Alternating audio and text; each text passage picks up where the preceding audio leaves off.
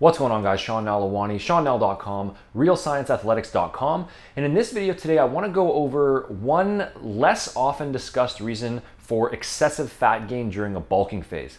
Now, when most people think about the idea of minimizing fat gains during a bulk, it's usually all centered around the nutritional side of things, in particular, moderating the size of the calorie surplus being used.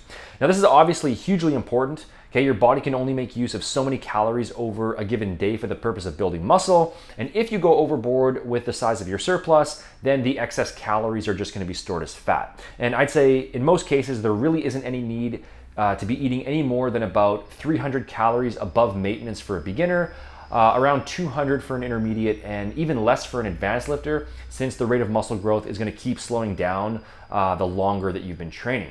So yes, keeping your calories moderated is definitely a key aspect of carrying out a successful lean bulk. But it's important to understand too that what you do in the gym is also going to directly affect how much body fat you end up gaining. And I'm not talking about cardio, but instead your actual weight training plan. Most people think it's all just about diet, but you have to think about the logic of what it is that you're actually doing in the gym. Okay, you're lifting weights and breaking down muscle tissue to stimulate a muscle building response, and then you leave the gym and you consume a surplus of calories that are going to be used to carry out the recovery and the growth process. But the problem is that if your workouts aren't being implemented properly for whatever reason, maybe it's too low of a training intensity, maybe it's not enough total volume or frequency, not applying progressive overload in the right way, then not only are you not going to gain a significant amount of muscle from your training, but that extra calorie surplus that you're eating won't have anywhere to go except to your fat stores, since the muscle building stimulus from your training wasn't strong enough. And this often gets exaggerated even further, since a lot of lifters go overboard on total calories as well. So they have a poorly structured training program that doesn't properly stimulate muscle growth, and then they're stuffing their faces with huge quantities of food, and weight gainer shakes and things like that, because they think that that's what they need to do in order to get really big. And as a result, they end up going to the gym consistently over the course of a few months, and they end up gaining mostly body fat, which is a really depressing situation, since they then have to go through the whole process later on of cutting in order to get rid of it. And I've been there myself before, which I'll talk about in another video soon, so I know just how frustrating and how tedious that can be.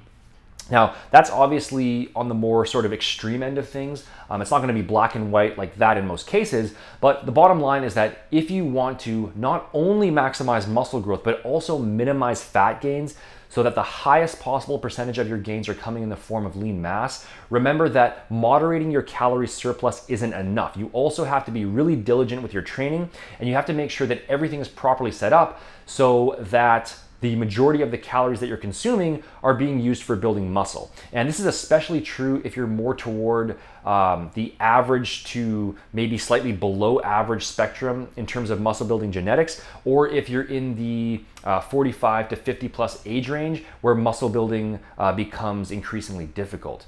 Now, I'm not going to go into a bunch of details here in terms of proper programming, because that's not the point of this video, but just in terms of the basics. Aside from using proper lifting technique, you need to make sure that your training intensity, your volume, and your frequency are all at the proper levels, and that you're applying progressive overload as well. So in terms of intensity, as a general guideline, I think going about 1 to 2 reps short of failure on most lifts most of the time is a good approach. I've talked about this many times before, and that level of intensity is high enough to trigger the muscle building response effectively, but it's not so high that you're going to overstress your body or your joints and end up limiting the amount of volume that you can use. Remember that training intensity is absolutely primary. It's the underlying stimulus that sets the entire muscle building process into motion. So that's really the first thing that I would look at in terms of structuring your training properly, because the bottom line is that if you just aren't training hard enough, then your body's not going to have any incentive for growth. Just going through the motions is not enough if you really want to build an impressive physique, and challenging your body's existing strength capacity is what forces it to adapt to higher and higher levels. And then in terms of volume and frequency, you're going to hear recommendations for this ranging all over the map, but I think that assuming your training is centered around that 1 to 2 reps short of failure level, you really don't need to perform endless sets in the gym. Some people do well on really high volume programs, but for the average natural lifter with average genetics, I think a good middle ground approach works best. And I'd put that somewhere between 8 to 15 sets for large muscle groups per week in total, and between 4 to 8 sets for smaller muscle groups. Because keep in mind that most of your smaller muscle groups are already going to be hit to a certain degree during your compound lifts for your larger muscle groups. And so they don't require as much direct volume.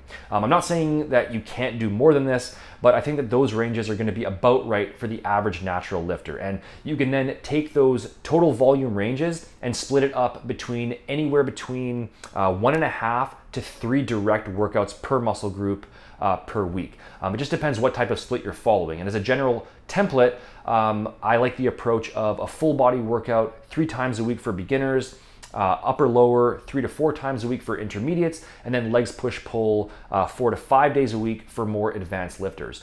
Any of those splits can be used effectively by anyone, no matter what their experience level is.